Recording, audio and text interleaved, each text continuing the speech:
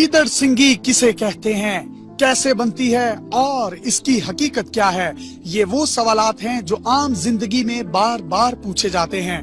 गीदड़ सिंगी या जेकाल हाम तिलिस्म का एक ऐसा मारूफ लफ्ज है जिसे बरे सगीर में हर दूसरा शख्स हासिल करना चाहता है, क्योंकि ये वो शहर है जिसके पास आ जाए उसे रातों रात अमीर कर देता है, उसके वारे न्यारे हो जाते हैं। इस लालच में बहुत से लोग अपना सब कुछ तबाह कर चुके हैं, क्योंकि वो शोबदाबाज किस्म के लोगों के हत्थे चढ़ जाते हैं जो अपनी चक जुबानी से सीधे साधे मगर लालची लोगों को गीदड़ सिंगी से मुतल्लिक नित नई दास्तानें सुनाकर असली की बजाय नकली गीदड़ सिंगी बेच देते हैं।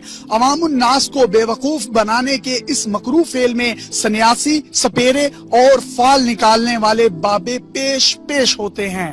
मगर गीदड़ सिंगी के जोम में मुब्तला अफराद ये नहीं सोचते, अगर गीदड़ सिंगी के बेचने वालों के पास कोई ऐसी जादुई ताकत होती तो क्या वो सड़कों पर बैठकर तोते से फाल और बीम पर सांप का रक्स दिखा रहे होते।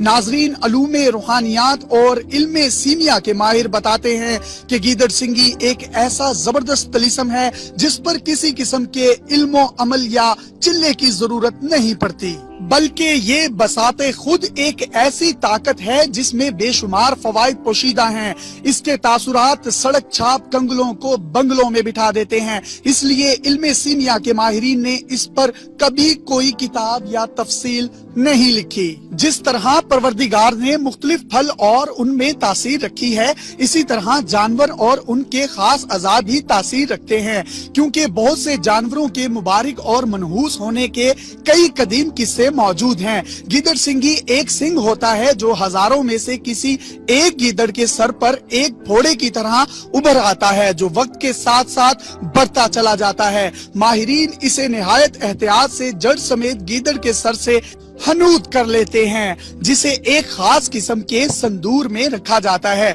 जिसमें गीदड़ सिंगी मुसलसल बढ़ती रहती है। गीदड़ सिंगी को अक्सर हिंदुस्तान से जोड़ा जाता है, हालांकि मुस्तनद हवाला जात के मुताबिक इसका तज़किरा कदीम मिस्र से मिलता है, क्योंकि उनके नजदीक गीदड़ एक मुतबर्रिक जानवर समझा जाता था। इसकी वजह उनका वो देवता था जिसका नाम अनोबस था। उसका सर गीदड़ जबकि धड़ इंसान का था, और कदीम मिस्री गीदड़ के सर पर मौजूद सिंग को अपने देवता का ताज तस्वुर करते थे, जिसे वो तबर्रुक के तौर पर मिट्टी के खास मर्तबानों में हनूद करके रख दिया करते।